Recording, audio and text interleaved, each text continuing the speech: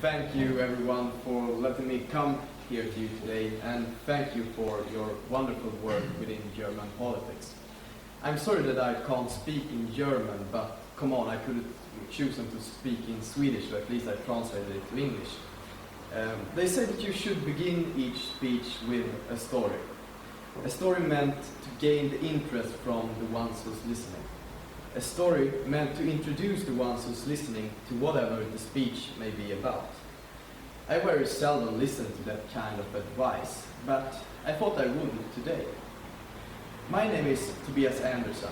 I am 20 years old, economics student, and national president of Ungsvenskarna, Young Sweden, the youth party of the Schwedendemokraten. And I thought that I would tell you the story about the destruction of Sweden and why I choose to become a Sweden Democrat. I grew up on the countryside, a small village called Rede, with around 30 inhabitants. Growing up on the countryside in Sweden was a dream. Big forests, nice landscapes, fantastic neighbors, and most of all, not a sign of multiculturalism. In the schools there was a great bond between the students, because we all felt that we were part of the same nation. Unfortunately, it doesn't look like that everywhere in Sweden, and the schools and places in which I found so much peace and love, there are occurring more and more problems as a consequence of the immigration politics that is ruling in Sweden.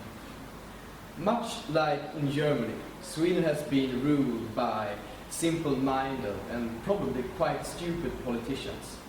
Much like in Germany, that have resulted in way too big immigration to Sweden. Last year, we took in around 160,000 immigrants with a population of 9.7 million. That's quite a lot. I guess that it really isn't a thing to brag about, but I do believe that Sweden has been worse off because of immigration than Germany has.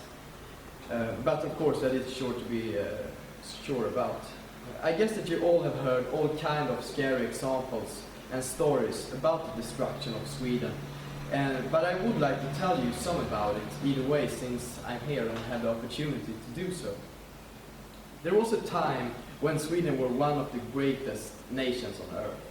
And I'm not saying that to be a douche. You also know that it's true. Our schools were some of the best in the world. Our healthcare was fantastic. Our welfare system was envied all over the world. We were a nation of entrepreneurs, global companies, science experts, and so I could continue.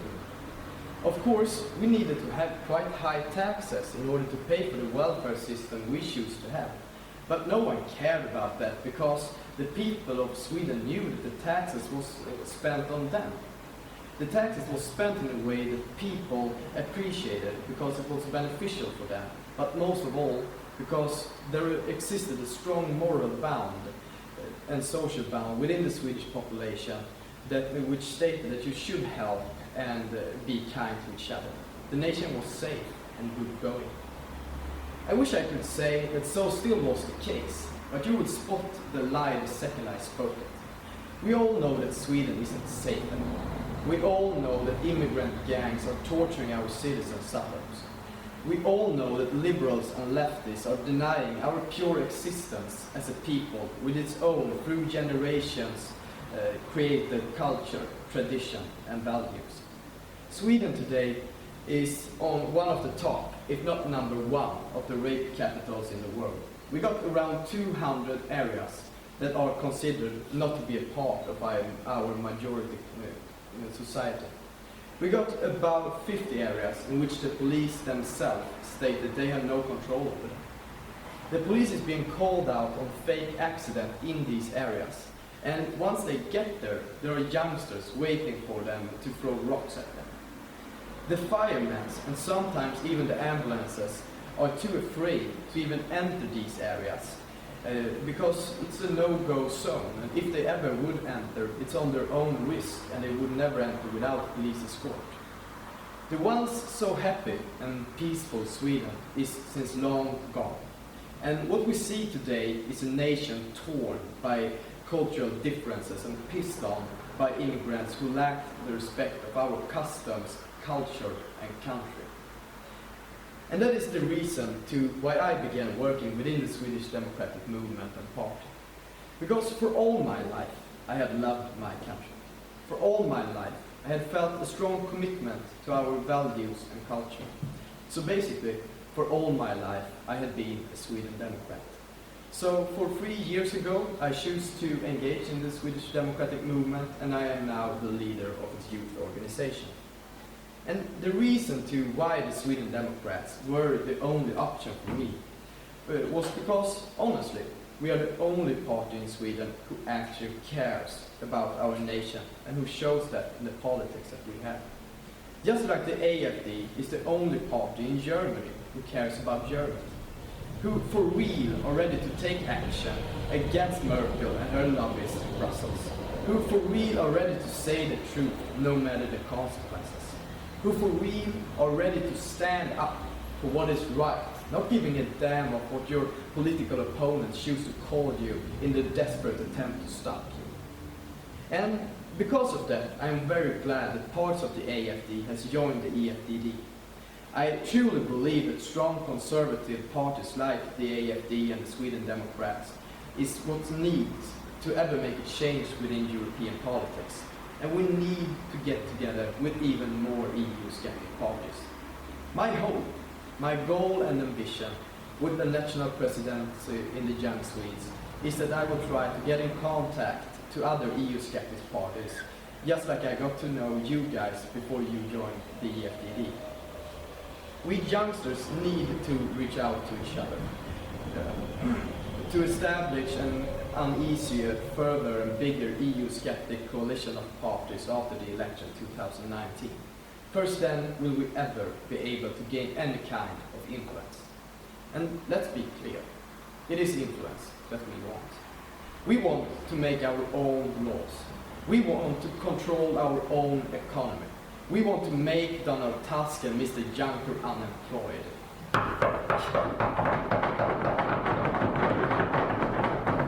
We want to bring back the power to each and every country within the European Union because we love Europe, but we can't stand the European Union. And I believe that we need to be very clear when we say that we love Europe and that it is the European Union that we cannot stand. Because I can honestly say that I love Europe. I love the countries in Europe. I love Sweden for its beautiful nature, its tradition of strong moral bonds between the citizens, which unfortunately are disappearing. And I love our beautiful girls, and I'm sure that you do too. And I also love Germany for its industrial strength, and most of all for its beautiful food culture with wonderful sausages, great meat and fantastic beers. I love Finland for the strength that they've shown in the past and for the fact that they have managed to keep a good going school while the results in the schools all over Europe are falling. I even like Greece with all its beautiful beaches, the small villages and its fantastic lamb steaks. And I could continue to tell you the reasons to why I love all of the European countries, but you would soon get bored. The point that I'm trying to make is that we all have different things that distinguish us.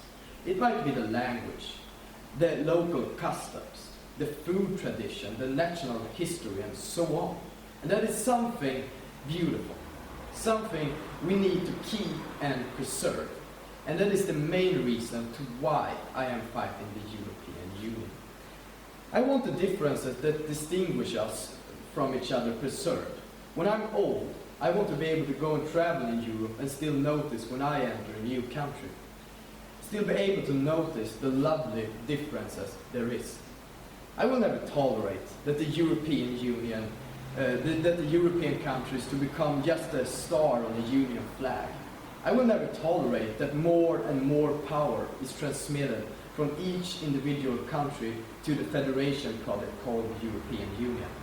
I will never tolerate that our national democracy disappears in order for federalists, bureaucrats, and big globalist companies to maximize their own profits without care for the people in Europe. And I know that we all feel this way. We all feel a strong love towards Europe, and we all identify ourselves as Europeans. And that is something to be proud about. The countries of Europe are famous for our modern culture, our inventions, our history, our traditions, our entrepreneurs, our scientists, and everything else of pure excellence that has been created within Europe during the ages. But even though we identify ourselves as European, we will always identify ourselves as mainly and foremost citizens of the country that we derive from. I will always identify myself as a Swede before I identify myself as a European. And you will always identify yourself as Germans before you identify yourself as Europeans. And that's something good. And I think that's the essence of my speech, the purpose of what I've been trying to say. That even though we love Europe and the nations within it, we will always love our own nations more. Not because they necessarily are better, superior, or in any way stand above another nation, but because they are our own. And that is why I can't stand the European Union. They are trying to take what's our own in order to create something for everyone, something big and disgusting, something which doesn't respect the national differences needed the nation's independence, something that we need to fight against, something that we are fighting against, and something that we are fighting against together. And you know what? We are going to win. If there's anything that can be said about how the political opinions have changed during the last years, it is that the EU-skeptic parties are winning. In each and every country, we are winning. We are gaining strength, and the bureaucrats in Brussels are trembling in fear because of this trend, which doesn't seem to have an end. In just about 1 month, Great Britain will vote about their referendum. It is at the moment impossible to say which way it will end. But one thing is sure, and that is that the British movement for leaving the European Union is huge. The Vote Leave campaign is amazing, and of course we will all cheer on them until the end and hope that they bring back the power to Britain. And we need to ask ourselves, what will happen if Britain leaves? Which country will be next to follow? I sure hope it will be Sweden, and you guys sure hope that it will be Germany. So I suppose it will be quite the exit race. Because if Britain leaves, it will be the beginning of the end for the European Union. No one can say against it. The remaining countries will soon get jealous of Britain, who for once will be able to make their own decisions, create their own laws, and spend their money on their own country.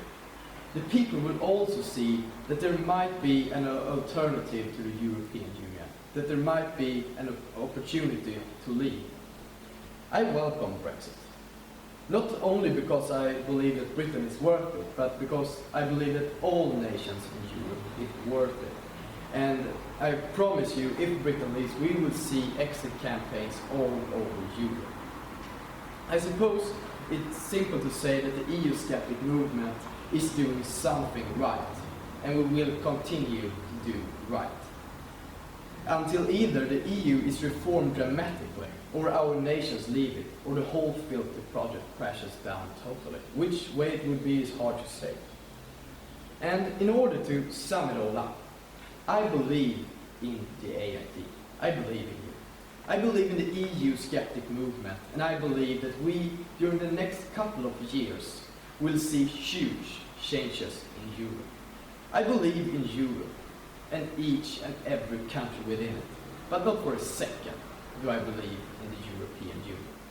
And with that being said, I wish you the best of luck, and I'm looking forward to working together with you, both now and in the future. Together, we will bring back the power to our own beautiful, fantastic, and in their own perfect nations. Thank you very much.